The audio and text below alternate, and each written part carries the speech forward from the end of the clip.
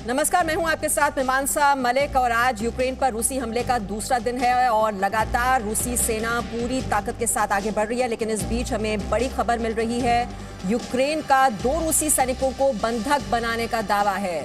रूस की air assault brigade के 2 सैनिकों को पकड़ा गया है, ये यूक्रेन की ओर से दावा किया जा रहा है। रूसी सेना के कैप्टन को बनाया गया है बंधक, ये जानकारी मिल रही है। तो 2 सैनिकों को बंधक बनाने का दावा यूक्रेन की ओर से किया गया है। इससे पहले यूक्रेन की ओर से यह भी दावा किया गया था कि 800 रूसी सैनिकों को मार गिराने में उसे कामयाबी हाथ लगी है। लगभग 32 टैंक हैं जो कि तबाह कर दिए गए हैं और लगातार ये दोनों पक्षों को ही तबाही का जो नुकसान है वो झेलना पड़ रहा है। लेकिन इस बीच ये बड़ी जानकारी, यूक्रेन का 2 रूसी सैनिकों को बंधक बनाने का दावा है। तो रूस के 2 सैनिक बंधक बनाए गए हैं। वैसे कीव की ओर बहुत ही मजबूती के साथ रूसी सेना बढ़ रही है, लेकिन उसे रोकने की कोशिश भी यूक्रेन की ओर से की जा रही है। पहले हमने आपको तस्वीर दिखाई थी, पुल को तबाह कर दिया गया था रूसी टैंकों को रोकने के लिए और 2 रूसी सैनिकों को बंधक बनाने का दावा भी यूक्रेन की ओर से किया गया है। ये एयर असॉल्ट ब्रिगेड के 2 सैनिक हैं जिनको पकड़ने का दावा यूक्रेन की ओर से किया गया है। और दूसरी बड़ी जानकारी आपको दे दें, सेंट्रल कीव से सिर्फ 10 किलोमीटर दूर है रूसी सेना। कीव के ओवोलॉन में पहुंची है रूसी सेना। यूक्रेन के रक्षा मंत्रालय की लोगों से अपील है, घर में रहें, बोतल बम तैयार रखें। ये यूक्रेन की ओर से जानकारी दी गई है। और जैसे हमने आपको बताया था, 2 रूसी सैनिकों को बंधक बनाने का दावा, जिनकी तस्वीरें भी आप इस वक्त देख रहे हैं, ये एयर असॉल्ट ब्रिगेड के 2 सैनिकों को पकड़ने का दावा यूक्रेन की ओर से किया गया है। रूसी सेना के कैप्टन कॉर्पोरल को बनाया गया है बंधक।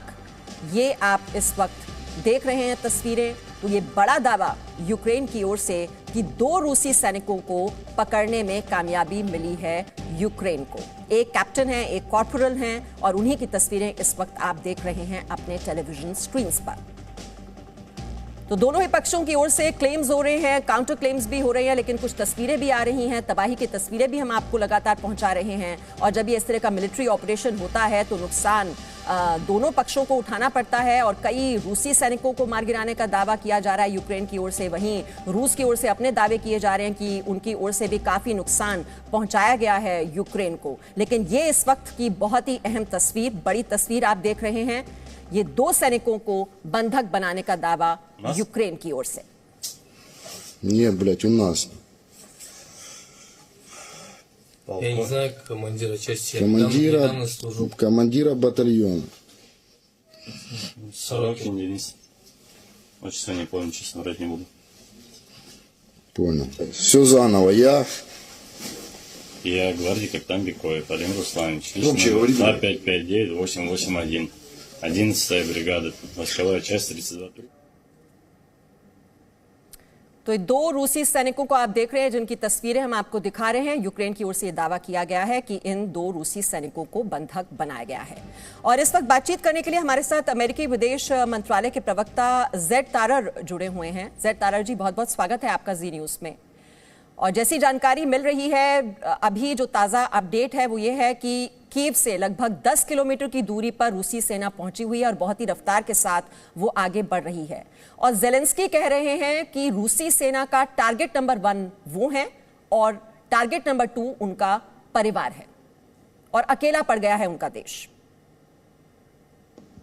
जी मीमांसा, इंतहाई अफसोस की बात है। आपने भी सुना होगा कि पिछले 2 हफ्तों से, बल्कि इससे भी पहले, अमेरिकी इंटेलिजेंस के मुताबिक यही इरादे थे रूस से। उन्होंने 1 लाख से ज़्यादा फौजी, उनकी सैनिक फोर्सेस उन्होंने सरहद पर बिठाए हुए थे, तैयारियां कर रहे थे। यही हमारे इंटेलिजेंस की मीडिया हमें वार्निंग दे रहे थे और इसीलिए हमने इस एग्जैक्ट सिचुएशन के लिए हमने पूरी प्रिपरेशन की थी। और कल रात को आपने शायद सुना होगा कि राष्ट्रपति बाइडेन ने अपने ऐलान में कहा है, बहुत स्पष्ट तौर पर कहा है कि हम G7 के साथ मिलकर और हमारे जो सबसे करीबी सहयोगियों हैं उनके साथ मिलकर हमने एक ऐसा इंटरनेशनल सैंक्शंस रिजीम को कायम करना है जैसे दुनिया ने पहले कभी नहीं देखा। और हम बिल्कुल इस बात पे जुड़े हुए हैं, बल्कि शायद पूरी विश्व इस बात पे एटलीस्ट जहाँ तक हमारे लोकतांत्रिक देश हैं इस बात पर बिल्कुल जुड़े हुए हैं कि ये गलत है और पुतिन ने एक नाजायज हमला को शुरू किया है। जी, लेकिन ज़ेलेंस्की कह रहे हैं कि नेटो तो डर गया उसे सदस्य बनाने में, उसके साथ खड़ा नहीं हुआ। देखिए, जो अब एक देश का लीडर जो कह रहा है वो उन पर है, तो उस पर मैं कमेंट नहीं करना चाहूँगा, लेकिन इतना ज़रूर मैं कह सकता हूँ कि जहाँ तक अमेरिका है और हमारे जो सहयोगी हैं, ख़ास तौर पर G7, ख़ास तौर पर फ्रांस, जर्मनी, यूके, इटली और ब्रसल्स, हम बिल्कुल यूक्रेन के साथ खड़े हुए हैं, यूक्रेन के लोगों के साथ हम खड़े हुए हैं। बेशक कि हम अपने फौजी फोर्सेस, हमारे सैनिक फोर्सेस हम यूक्रेन में नहीं भेज रहे, ये हकीकत है, ना हमारे कोई इरादे हैं कि हमने अपने फोर्सेस यूक्रेन में भेजने हैं, वो सच है। लेकिन ये कहते हुए जो हम सैंक्शंस पैकेजेस बना रहे हैं इस वक्त, जो प्रतिबंध पैकेजेस है वो इंतहाई सख्त होंगे और पुतिन को निशाना हम बना रहे हैं इन सैंक्शंस के साथ, इन प्रतिबंधों के साथ, और हम बिल्कुल उम्मीद करते हैं कि ये एक इंतहाई बड़ी कॉस्ट होगा रूस पर और ख़ास तौर पर पुतिन और उनके जो एलाइज हैं। कुछ एक्सपर्ट्स का ये कहना है कि ये जो सैंक्शंस लगाए जा रहे हैं, पहले भी लगाए गए थे रूस पर, लेकिन इन 7 सालों में आपने आपको इकोनॉमिकली बहुत स्ट्रॉन्ग कर लिया है रूस ने, इन सैंक्शंस का उस पर कोई असर नहीं पड़ा है। तो ये सैंक्शंस पहली वाली सैंक्शंस से किस तरह से अलग होंगी? पहली बात तो ये है कि आपने बिल्कुल ठीक कहा कि जो आज सैंक्शंस हम देख रहे हैं वो कहीं गुना मजबूत हैं 8 साल पहले के हिसाब से। तो पहली बात तो ये है।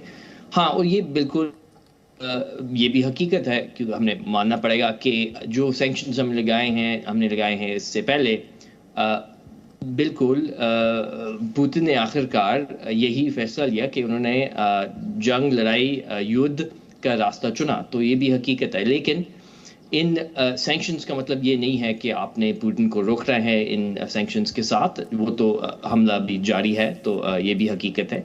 लेकिन इनका मकसद ये है कि हमने एक इंतहाई बड़ी कॉस्ट पुतिन पे रखना है, रूस की इकॉनमी पे रखना है, और अब हमने पूरे विश्व के साथ मिलकर रूस को एक ऐसा देश बनाना है जो कि वो बिल्कुल अंतरराष्ट्रीय सिस्टम से बाहर लगाई गई है। हम मान लेते हैं कि आने वाले उसके लॉन्ग टर्म इम्पैक्ट झेलना होगा रूस को, लेकिन इसमें यूक्रेन तो एक बड़ा लूजर के तौर पर दिखाई दे रहा है, उसको क्या मिला? देखिए, शायद राष्ट्रपति बाइडेन ने ये बहुत स्पष्ट तौर पर कल कहा है, उन्होंने ये कहा है कि ये हकीकत है कि आने वाले दिनों, हफ्तों और महीने यूक्रेन और यूक्रेन के आम लोगों के लिए बहुत मुश्किल होगा। ये शायद कोई इनकार नहीं कर सकता। लेकिन ये कहते हुए जहाँ तक अमेरिका है और हमारे जो एलाइज हैं, हमारे जितने भी करीबी दोस्त हैं पूरी विश्व में, बिल्कुल इस बात पे जुड़े हुए हैं। चाहे आप EU ब्रसल्स को देखें, जहाँ वहाँ भी सैंक्शंस और ह्यूमैनिटेरियन असिस्टेंस, पोलैंड एक पड़ोसी देश है यूक्रेन के साथ, वो भी तैयारियाँ कर रहे हैं। हम बिल्कुल लगातार अपने एलाइज के साथ काम कर रहे हैं ताकि जितना हम सपोर्ट यूक्रेन को दे सकते हैं इस वक्त वो हम दें जल्द से जल्द। और शायद सबसे महत्वपूर्ण बात यह है कि यूक्रेन इस वक्त अकेला नहीं है, हम बिल्कुल उनके साथ खड़े हुए हैं, हम कहीं नहीं जा रहे। अब हमने ये दिखाना है रूस को और पुतिन को कि मैं आपसे एक सवाल पूछना चाह रही थी, आपको नहीं लगता अमेरिका की छवि को नुकसान पहुंचा है? पहले अफगानिस्तान में जिस तरह से सेना की वापसी हुई और उसके बाद अब यूक्रेन पर कब्जे को न रोक पाना, ये क्या मैसेज दिया जा रहा है? देखिए, मेरे ख्याल में सबसे महत्वपूर्ण जो सवाल है इस वक्त वो ये है कि पुतिन ने और रूस ने ये फैसला क्यों लिया, उन्होंने जंग, लड़ाई, युद्ध का रास्ता क्यों चुना? ये असल में सवाल है हमारे सामने। तो अगर हम इसको ज़रा करीब से देखें तो तस्वीर ये है कि पुतिन हमें, पूरी दुनिया को, पूरी विश्व को पीछे लेके जाना चाहता है एक ज़माने में जो कि हमने 30 साल से नहीं देखा, एटलीस्ट 30 साल से नहीं देखा, जहाँ एक डिक्टेटरशिप, एक पड़ोसी देश जो कि एक लोकतांत्रिक देश है, उस पर बिला वजह आप हमला कर सकते हैं, जो कि बिल्कुल नहीं है, बिल्कुल नाजायज़ है। हम इसको बर्दाश्त नहीं करेंगे, सिर्फ हम नहीं बल्कि पूरी दुनिया, मेरे ख्याल में पूरी विश्व इस बात पे जुड़ी हुई है कि हम बिल्कुल इस हमले को बर्दाश्त नहीं करेंगे। बिल्कुल यही मैसेज आना बहुत जरूरी भी है। डिक्टेटरशिप नहीं चलेगी और ऐसे तो और देशों का भी हौसला बढ़ेगा कि वो भी आगे बढ़ेंगे और इस तरह से हमला कर सकते हैं दूसरे देशों पर। बहुत बहुत शुक्रिया हमसे बात करने के लिए Zaid Tarar. Thanks a lot to you for talking to us. Thanks a lot. Presenting B News app, available on Google Play and App Store. Download it now.